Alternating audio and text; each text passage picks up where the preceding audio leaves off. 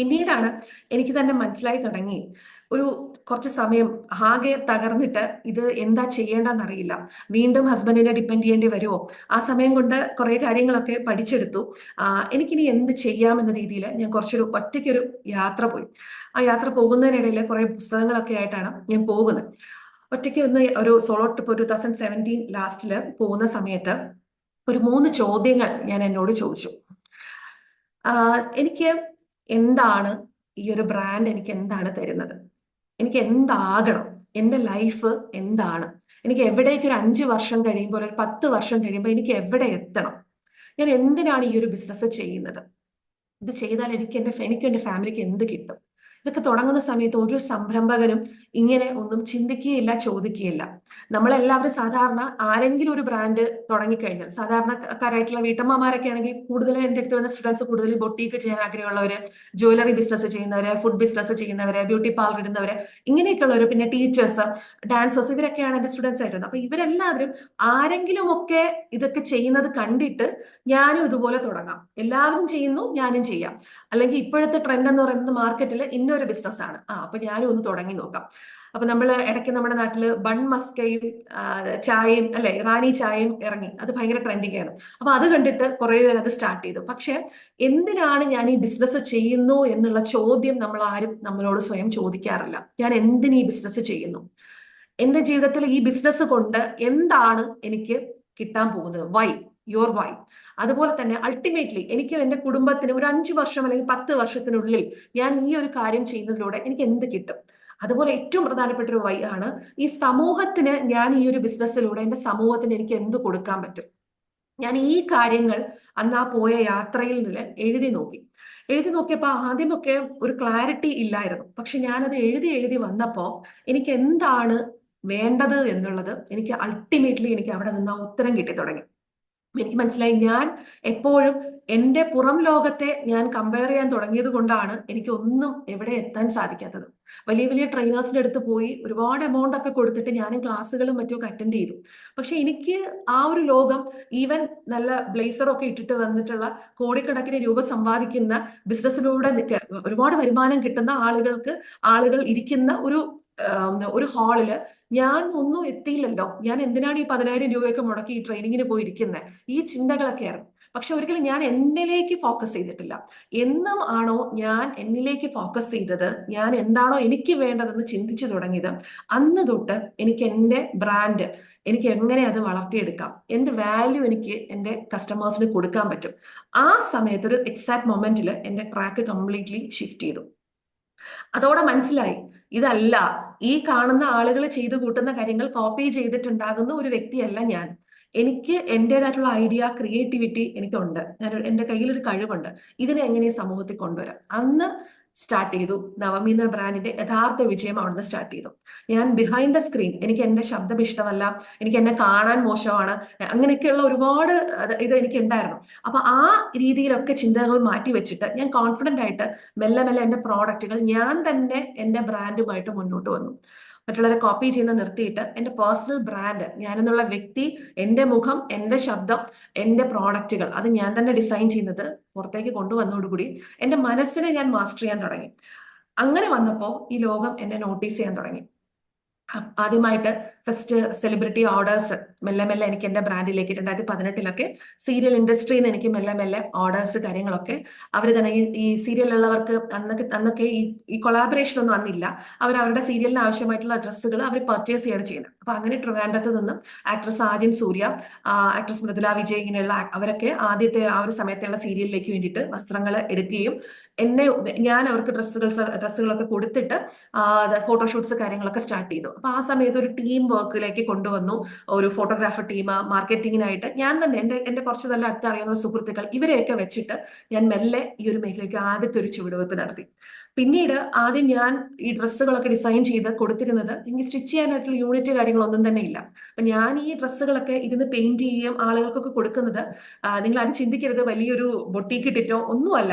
എനിക്ക് തുടങ്ങാനായിട്ടുള്ള മൂലധനമൊന്നും എന്റെ കയ്യിൽ ഒന്നുമില്ല. അത് ചെയ്തു തരാനായിട്ടും ഞാൻ ആരോടും ചോദിച്ചിട്ടില്ല. കാരണം ഒരുപാട് പൈസ എന്റെ വീട്ടുകാർക്ക് എനിക്ക് മെഡിസിൻസിനും അതുപോലെ സർജറീസും ഒക്കെ ചിലവാക്കിയപ്പോൾ എനിക്ക് തന്നെ തോന്നി, മരുന്ന് മേടിക്കാനെങ്കിലും ഞാൻ എന്റെ ബ്രാൻഡ് തുടങ്ങിയപ്പോൾ ഒറ്റ കാര്യം ചിന്തിച്ചേ, മരുന്ന് മേടിക്കാനെങ്കിലും എനിക്ക് ഇനി എന്റെ വീട്ടുകാരെ ബുദ്ധിമുട്ടിക്കരുത് എന്നുള്ളത്. അപ്പൊ അന്ന് തൊട്ട് കിട്ടുന്ന പൈസ കൂട്ടി വെച്ചിട്ട് ആയുർവേദ ഹോസ്പിറ്റലിലൊക്കെ തെറാപ്പി കൊടുക്കാൻ, ഉഴിച്ചിലും മറ്റുമൊക്കെ നടുവേദന പ്രശ്നങ്ങളൊക്കെ ഉണ്ടായിരുന്നു, അതിനൊക്കെ കൊടുക്കാനും, ഒപ്പം എനിക്ക് ഒരു കിട്ടുന്ന പൈസയിൽ കുറച്ചെടുത്താണ് അടുത്ത സെറ്റ് ഓർഡറിന്റെ സാധനങ്ങൾ എടുക്കുന്നത്. ഇങ്ങനെ ഇങ്ങനെ പോകുന്ന ഞാനായിരുന്നു. അവിടെ നിന്നും ഞാൻ ടൈലേഴ്സിനെയൊക്കെ നാട്ടിൽ വണ്ടി ഓടിച്ചു പോയി പല ടൈലർമാരുടെ വീട്ടിൽ പോയി അവിടെ കൊണ്ട് തുണി കൊടുത്ത് അവിടെ നിന്ന് സ്റ്റിച്ച് ചെയ്ത് എടുത്തിട്ടൊക്കെയാണ് ഞാൻ ചെയ്തത്. പിന്നീട് ഞാൻ ഇതിലേക്ക് ഇറങ്ങി ഒരു ബ്രാൻഡ് എന്നുള്ള തലത്തിൽ ഡെവലപ്പ് ചെയ്ത് വന്നപ്പോൾ 2019 ആ ടൈമിൽ ഞാൻ എൻ്റെ വീട്ടില് ആ സമയം വരെയും എനിക്കൊരു ഒരു റൂമില്ല. വീടിന്റെ ടെറസില് 4 സൈഡും ഗ്രില്ലിട്ടിട്ട് മഴ പെയ്താൽ വെള്ളം വരും, കർട്ടനൊക്കെ ഇട്ടിട്ട് അച്ഛൻ സെറ്റ് ചെയ്ത് തന്നിട്ടുള്ള, ഞാൻ ട്യൂഷൻ കുറച്ച് നാൾ എടുത്തിട്ടുണ്ടായിരുന്നു. അപ്പൊ ആ ട്യൂഷൻ സെന്ററിനെയാണ് ഞാൻ എൻ്റെ ഒരു വർക്ക് സ്പേസ് ആയിട്ട് മാറ്റിയിരുന്നത്. അവിടെ വെച്ചിട്ട് അവിടെ ഞാൻ ഒരു 2 നോർത്ത് ഇന്ത്യൻ സ്റ്റാഫ്സിനെ കൊണ്ടുവന്നു. ആ 2 പേര് നിന്നാണ് എൻ്റെ സംരംഭം, അവർ നിന്നാണ് ഞാൻ വളർന്നു തുടങ്ങിയത്. അതിനുശേഷം കോവിഡ് ടൈമിൽ അവർ നാട്ടിൽ പോയി തിരിച്ചു വന്നപ്പോൾ ഒരു 7 സ്റ്റാഫുമായിട്ട് വന്നു. അങ്ങനെ മെല്ലെ ഡെവലപ്പ് ചെയ്താണ് നവമി എന്ന് പറയുന്ന ആ ഒരു പ്ലാറ്റ്ഫോം വളർത്തിയെടുത്തത്. 2021 ആയപ്പോൾ എനിക്ക് തന്നെ തോന്നി എന്റെ ബ്രാൻഡിൽ കുറച്ചും കൂടെ ഇനി എനിക്ക് എന്ത് ചെയ്യാൻ പറ്റും, എന്റെ ബ്രാൻഡ് വിസിബിലിറ്റി കൂട്ടാൻ ഞാൻ എന്താണ് ഇനിയും ചെയ്യേണ്ടത്. അങ്ങനെയാണ് എനിക്ക് ആർട്സിലാണ് എനിക്ക് ഡോക്ടറേറ്റ് വന്നിട്ടുള്ളത്. ആ ടൈമിൽ ഞാൻ റിസർച്ച് ചെയ്തിട്ടുള്ള പേപ്പർ എന്ന് പറയുന്നത് ഇന്ത്യയിലെ എല്ലാ സ്റ്റേറ്റിന്റെയും ഫോക്ക് ആർട്ട് പെയിന്റിങ്സ്, നാടോടി ചിത്രങ്ങൾ. അതില് ഞാൻ വർക്ക് ചെയ്യാൻ തുടങ്ങി. എനിക്ക് റെക്കോർഡ് വന്ന കാര്യമാണ് പറയുന്നത്. India book of records, Asia Limca book of records അടക്കം 7ഓളം റെക്കോർഡ്സ് വന്നത് ഒറ്റ സാരിയിൽ, നമ്മുടെ കേരള സാരിയിൽ 68ഓളം നമ്മുടെ ഇന്ത്യയിലെ ഫോക്ക് ആർട്ട് പെയിന്റിങ്സ്, ആ പെയിന്റിങ്സ് 7 ദിവസം കൊണ്ട് വരച്ചതിന് എനിക്ക് ആദ്യത്തെ റെക്കോർഡ്സ് വന്നു. അടുത്ത വർഷവും വീണ്ടും വന്നിട്ടുണ്ടായിരുന്നു 150ഓളം ഡ്രസ്സുകൾ ഒരാഴ്ച കൊണ്ട് ഹാൻഡ് പെയിന്റ് ചെയ്തതിന്. അങ്ങനെ വന്നു. പിന്നീട് ധാരാളം അവാർഡ്സും റെക്കഗ്നിഷൻസും മാഗസീൻസും ഇതൊക്കെ ലൈഫിന്റെ പാർട്ടായിട്ട് മാറി. അപ്പൊ എവിടുന്നാണ് ഈ ഒരു ഷിഫ്റ്റ് എനിക്ക് സംഭവിച്ചതെന്ന് ചോദിച്ചാൽ, അന്ന് ഞാൻ ഒരു ഒറ്റയ്ക്ക് പോയ യാത്രയിൽ നിന്നും എനിക്ക് ലഭിച്ചിട്ടുള്ള ആ ഒരൊറ്റ ഇൻസൈറ്റ്, ഞാൻ എന്തിന്, യുവർ വൈ എന്ന് പറയുന്ന ഒരു കാര്യം കണ്ടെത്തുക, പേർപ്പസ്. ഞാൻ എന്തിനാണ് ഈ ഒരു ബിസിനസ് ചെയ്യുന്നത്, അവിടെ നിന്നും എനിക്ക് മനസ്സിലായി ഞാൻ എൻ്റെ ഉള്ളിലേക്ക് ഫോക്കസ് ചെയ്താൽ മാത്രമേ എനിക്ക് അതിനുള്ള ഉത്തരം കിട്ടുകയുള്ളൂ. ഞാനെന്നുള്ള വ്യക്തി എവിടെ എത്തിച്ചേരണം എന്നുള്ളത് വേറൊരാളുടെ സക്സസ് സ്റ്റോറി കണ്ടിട്ടല്ല ഞാൻ എന്നെ കമ്പയർ ചെയ്യേണ്ടത്.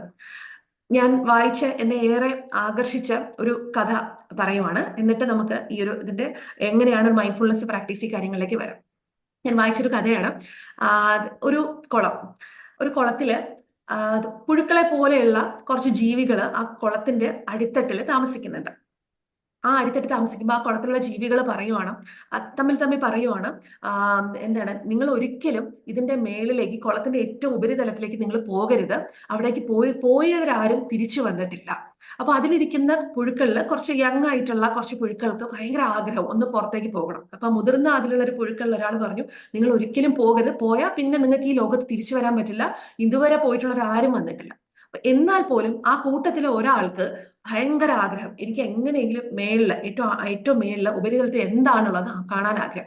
അങ്ങനെ അവൻ അവിടെയുള്ള ആൾക്കാരോടൊക്കെ വാശി പിടിച്ചിട്ട് പറഞ്ഞു, ഞാനൊന്ന് പോയിട്ട് ഒരു അരമണിക്കൂർ പെട്ടെന്ന് ഞാൻ തിരിച്ചു വന്നിട്ട് എന്താണ് മേളിലുള്ളത് ഞാൻ നോക്കിയിട്ട് പറയാന്ന് പറഞ്ഞു. അങ്ങനെ ഈ പുഴു മെല്ലെ മെല്ലെ മെല്ലെ ഊളിയിട്ട് മേളിൽ ചെന്നു. മേളിലെത്തിയപ്പോഴേക്കും അവൻ ആകെ തളർന്നു. അവനൊരു താമരയുടെ ഇലയിൽ കയറി ഇരുന്ന് റെസ്റ്റ് എടുത്തു. റെസ്റ്റ് എടുത്തിട്ട് ഒന്ന് ഉറങ്ങിപ്പോയി, ഒന്ന് മയങ്ങിപ്പോയി. ഒന്ന് കണ്ണ് തുറന്നപ്പോ അവൻ നോക്കിയപ്പോ കണ്ണാടി പോലെ നല്ല തിളക്കമുള്ള ചിറകുകളുള്ള ഒരു ജീവി അതിങ്ങനെ ആ ഒരു താമരയുടെ ഇലയിൽ വട്ടമിട്ട് പറക്കുന്നു. അവൻ നോക്കിയപ്പോ എന്ത് ഭംഗി അതിനെ കാണാൻ. അവൻ നോക്കിയിട്ട് ചോദിച്ചു, എനിക്ക് ഇതുപോലെ ഒന്നും പറ്റിയില്ലല്ലോ. അവൻ എന്നിട്ട് വീണ്ടും അങ്ങനെ ഇരുന്നു. ആ സൂര്യകിരണങ്ങൾ കൊണ്ട് അവന്റെ ശരീരത്തിലെ ആ വെള്ളമൊക്കെ വറ്റിപ്പോയപ്പോ പെട്ടെന്ന് അവന്റെ ബോഡിയിൽ എന്തോ കാര്യം സംഭവിക്കുന്നതായിട്ട് അവന് തോന്നി. അതിൽ നിന്നും ചില്ല് പോലെയുള്ള, ഗ്ലാസുകൾ പോലെയുള്ള ചിറകുകൾ അവന്റെ ശരീരത്തിൽ നിന്ന് പൊട്ടി മുളച്ചു. അപ്പൊ ആ വട്ടമിട്ട് വരുന്ന ജീവി ചോദിച്ചു, നീ എന്തിനാണ് ഇവിടെ തന്നെ ഇരിക്കുന്നത്, ഈ ഭംഗിയുള്ള ലോകം കാണാൻ വരുന്നില്ലേ? അപ്പോഴാണ് അവന് മനസ്സിലായത്, ഞാൻ വെറും ഒരു പുഴുവല്ല, ഞാനൊരു പൂത്തുമ്പിയാണ്. അവൻ ഈ പറഞ്ഞ കണ്ട ആ സുഹൃത്തിനോടൊപ്പം ആകാശം മുഴുവനും പറന്നു, ആ താമരക്കുളം മുഴുവൻ കണ്ടു.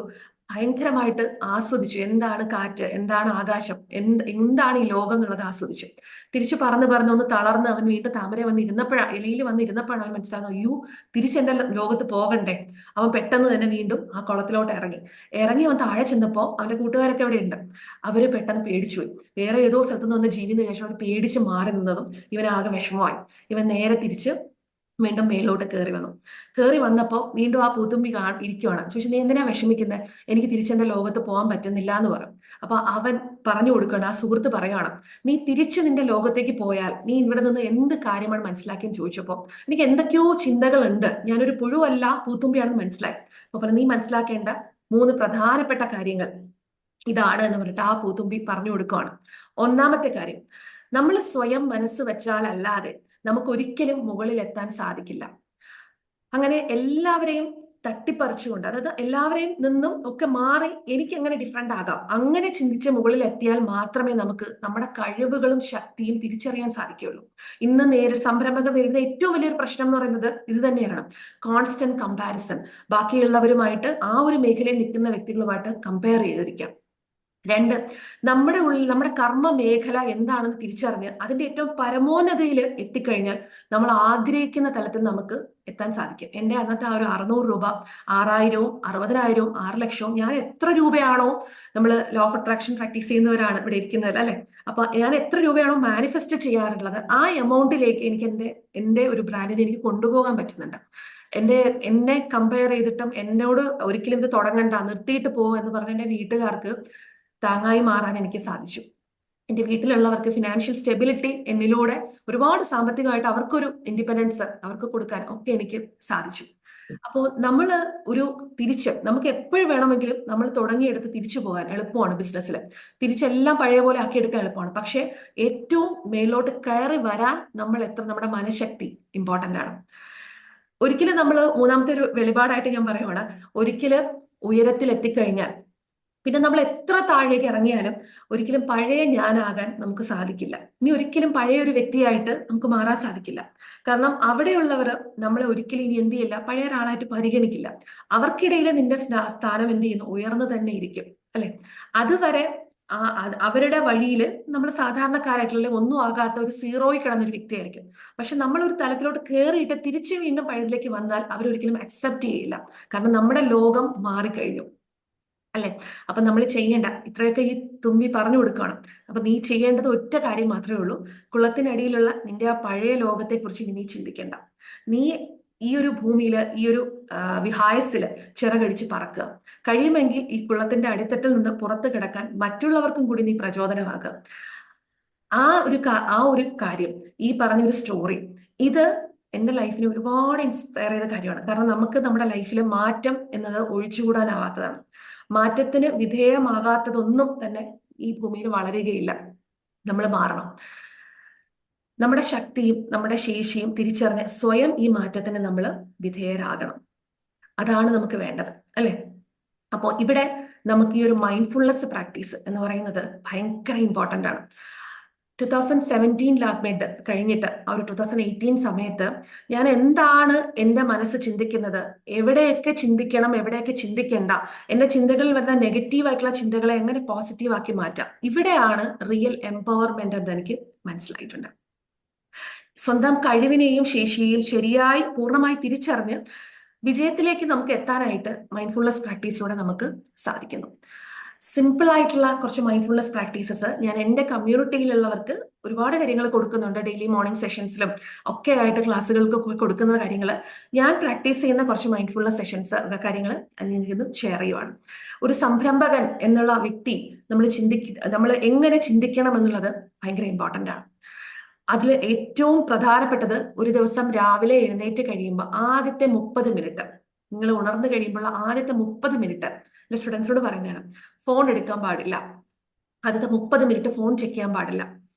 കോമ്പറ്റീറ്റേഴ്സിനെ നമ്മൾ സാധാരണ ഫോൺ എടുത്താൽ ആ സെക്കൻഡ് തന്നെ നോക്കുന്നത് ഇൻസ്റ്റാഗ്രാമിൽ കോമ്പറ്റീറ്റർ ആയിട്ടുള്ള വ്യക്തി എന്ത് പോസ്റ്റ് ഇട്ടോ, അവർക്ക് എത്ര ലൈക്ക് വന്നു, എത്ര ഓർഡർ അവർക്ക് കിട്ടി, അങ്ങനെയുള്ള കാര്യം. നേരെ മറിച്ച് എന്റെ വാട്സപ്പ് ബിസിനസ്സിൽ വന്നിട്ട് എനിക്ക് ആരെങ്കിലും മെസ്സേജ് അയച്ചോ, ആരെങ്കിലും പ്രൈസ് ചോദിച്ചിട്ടുണ്ടോ, എന്തെങ്കിലും ഒരു പുതിയ ഓർഡർ വന്നിട്ടുണ്ടോ, അത് നോക്കിയിട്ട് അന്നത്തെ ദിവസം അവിടെ വെച്ച് നിരാശ തുടങ്ങുകയാണ്.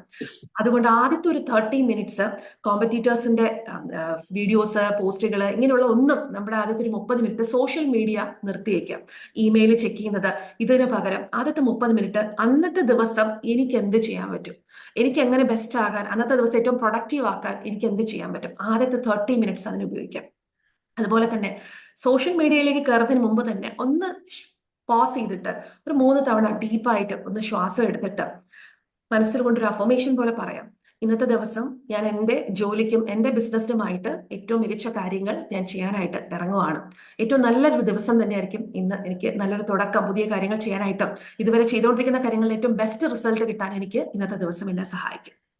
അതിനുശേഷം പിന്നീട് ഒരു ആഫ്റ്റർനൂൺ ഒക്കെ കഴിയുന്ന സമയത്ത്, നിങ്ങൾ പ്രൊഡക്റ്റീവ് ആയിരിക്കുന്ന സമയത്ത് വീണ്ടും ചിന്തിക്കുക, യുവർ വൈ, എനിക്ക് എന്താണ് വേണ്ടത്, എനിക്ക് അടുത്ത ദിവസങ്ങളിൽ, അടുത്ത മാസങ്ങളിൽ എനിക്ക് എന്തൊക്കെ കിട്ടണം, ഈ കാര്യങ്ങൾ നമ്മൾ ചെയ്യണം. ഒപ്പം നമുക്ക് മിറർ പ്രാക്ടീസ്, കണ്ണാടിയിൽ നോക്കി കോൺഫിഡന്റ് ആയിട്ട് നിങ്ങൾ തന്നെ, ഞാൻ എന്നെ തന്നെ കാണുന്നു, അവിടെ കോമ്പറ്റീറ്റർ മുഖമോ അല്ലെങ്കിൽ ഈ ബിസിനസ്സിൽ വരുന്ന തകർച്ചയോ ഇതൊന്നുമല്ല. ക്ലയൻസിനെ വെയിറ്റ് ചെയ്ത് നിൽക്കുന്ന ഒരു വ്യക്തിയല്ല, ക്ലയൻസ് എന്നിലേക്ക് വന്നുകൊണ്ടിരിക്കുന്നു. ആ ഒരു കോൺഫിഡൻസോട് കണ്ണാടിയിൽ നോക്കി വളരെ ഹാപ്പി ആയിട്ടും കോൺഫിഡന്റ് ആയിട്ട് ചിരിക്കുക. അതുപോലെ തന്നെ എപ്പോഴും ഞാൻ എൻ്റെ സ്റ്റുഡൻസിനോട് പറയുന്ന കാര്യമാണ്, നിങ്ങൾക്ക് ഒരു ഓർഡർ കിട്ടിയാൽ മതി. ഒരു ഓർഡർ പോലും ഇല്ലാതിരിക്കുന്ന അവസ്ഥയിൽ നിങ്ങൾ ചിന്തിക്കുന്ന സമയത്ത്, ഒരു ഓർഡറിന് കിട്ടിയെങ്കിൽ എന്ന് ചിന്തിക്കുന്ന സമയത്ത് ഒരാളെങ്കിലും യൂണിവേഴ്സ് കൊണ്ടുതരും.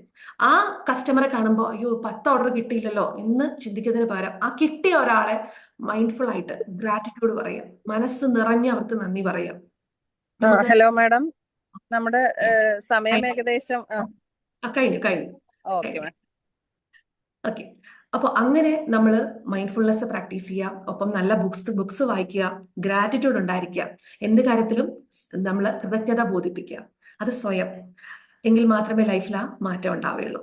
ഓക്കെ, അപ്പൊ ഇത്രയും പറഞ്ഞുകൊണ്ട് ഇന്നത്തെ സെഷൻ ഞാൻ വൈൻഡപ്പ് ചെയ്യുകയാണ്. നിങ്ങൾക്ക് ഇന്നത്തെ ഒരു സെഷൻ യൂസ്ഫുൾ ആയി എന്ന് വിശ്വസിക്കുന്നു. Thank you ma'am, thank you so much. പ്രിയപ്പെട്ടവരെ, ഞാൻ ഹസ്ന ഖാദർ. 275ാമത്തെ ഡിവിഷൻ പ്രോഗ്രാം സിജി അവതരിപ്പിക്കുന്ന ഈ ഒരു പ്രോഗ്രാമിൽ ഇന്ന് നമ്മളോട് ഇത്രയും നേരം വളരെ മനോഹരമായി ചിന്തിപ്പിച്ചുകൊണ്ട് തന്റെ അനുഭവങ്ങളും ഷെയർ ചെയ്തുകൊണ്ട് നമ്മളോട് സംസാരിച്ച ഡോക്ടർ നീതു കൃഷ്ണക്ക് ഹൃദയം നിറഞ്ഞ നന്ദി അറിയിക്കുകയാണ്. ഓരോ വാക്കിലും തന്റെ അനുഭവം, ആത്മാർത്ഥതയും പോസിറ്റീവ് എനർജിയും നിറഞ്ഞിരുന്ന ഒരു സെഷൻ. വിജയത്തിലേക്കുള്ള യാത്രയിൽ എന്തൊക്കെയാണ് നമുക്ക് കൂടെ കൂട്ടേണ്ടത്, mind set, clarity, self awareness, emotional balance എന്നിവ എത്രത്തോളം പ്രാധാന്യമാണ് എന്നൊക്കെ ഈ ഒരു അരമണിക്കൂറിനുള്ളിൽ വളരെ ലളിതമായും ഒരുപാട് കഥകളിലൂടെയും തന്റെ ജീവിതത്തിലെ അനുഭവങ്ങളിലൂടെയും നീതു മാം നമുക്ക് പറഞ്ഞു തന്നു. ഓരോ ആളുകൾക്കും പുതിയൊരു ദിശയും പ്രചോദനവും ലഭിക്കാൻ ഈ ഒരു ക്ലാസ് കൊണ്ട് സഹായകരമായി എന്നതിൽ സംശയമില്ല. ഒരു ബിസിനസ് തുടങ്ങുമ്പോൾ എന്തൊക്കെ തടസ്സമുണ്ടായാലും ശക്തമായ ഒരു മനസ്സുകൊണ്ട് നമുക്ക് ഒരു പൂത്തുമ്പിയെ പോലെ പറന്നുയരാമെന്ന് ഈ ഒരു ക്ലാസ് കൊണ്ട് നമുക്കൊക്കെ മനസ്സിലാക്കി. ഓരോ ആളുകളുടെയും ബിസിനസ്സിൽ ഇനി ഒരു പുതിയ തുടക്കത്തിന് നീതു മാമിന്റെ ഈ ഒരു ക്ലാസ് കാരണമാകട്ടെ എന്ന് ആശംസിക്കുകയാണ്. നീതു മാമിന് സിജിയുടെയും ഡിവിഷന്റെയും ഹൃദയം നിറഞ്ഞ നന്ദി. ഒപ്പം team in charge Saleem sir, programme director Nosia ma'am, കൂടെയുള്ള എല്ലാ അണിയറ പ്രവർത്തകർക്കും ഹൃദയം നിറഞ്ഞ നന്ദി. ഞങ്ങളുടെ പ്രിയപ്പെട്ട പ്രേക്ഷകർക്ക് ഒരായിരം നന്ദി. നാളെ പുതിയൊരു വിഷയവുമായി വീണ്ടും കാണുന്നത് വരെ കേട്ടിട്ട് മതിയായില്ല. താങ്ക് യു നീതി മാം. നല്ല session. Thank you Neethi ma'am. Thank you so much. ഒരുപാട് സന്തോഷം.